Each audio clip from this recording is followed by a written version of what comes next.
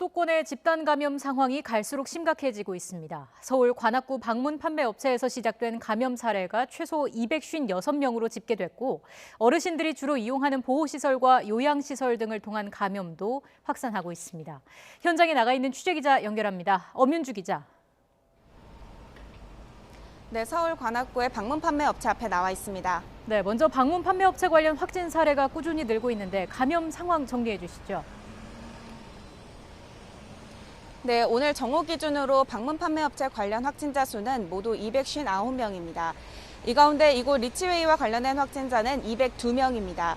확진자와 접촉해 격리하던 4명이 잇따라 양성 반응이 나오면서 관련 확진자 수가 200명을 넘어선 겁니다.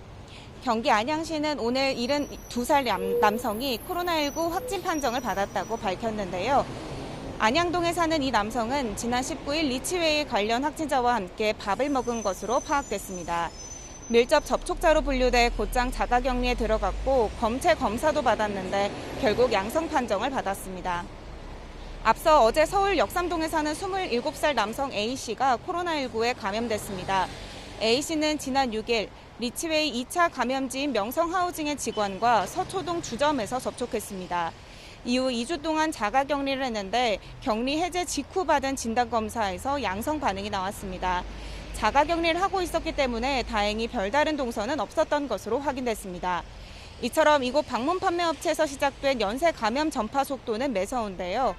교회를 포함해 콜센터, 학원 등 감염 사례만 적어도 10곳에 이르는 것으로 파악됐습니다.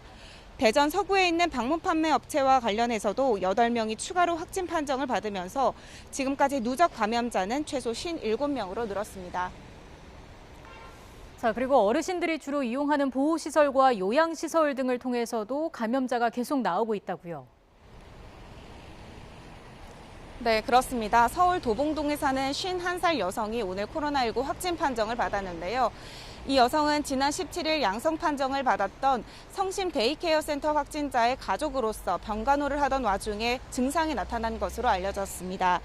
근처에 있는 굿모닝 요양병원에서 근무하던 53살 여성도 오늘 코로나19 양성 반응이 나왔습니다.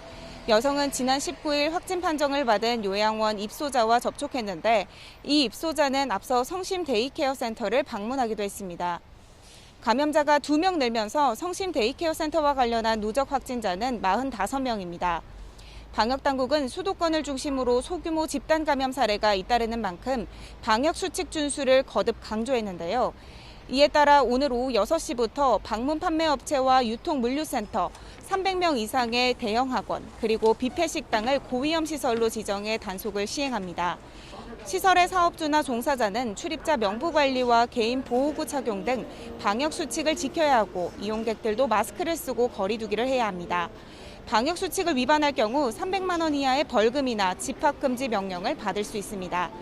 그러면서 본격적인 무더위가 예고된 만큼 65세 이상 어르신과 만성 질환자는 온열 질환과 코로나19 모두에 취약하기 때문에 낮 시간대 외출을 최대한 자제하라고 당부했습니다. 지금까지 서울 관악구 방문 판매 업체 앞에서 YTN 엄윤주입니다.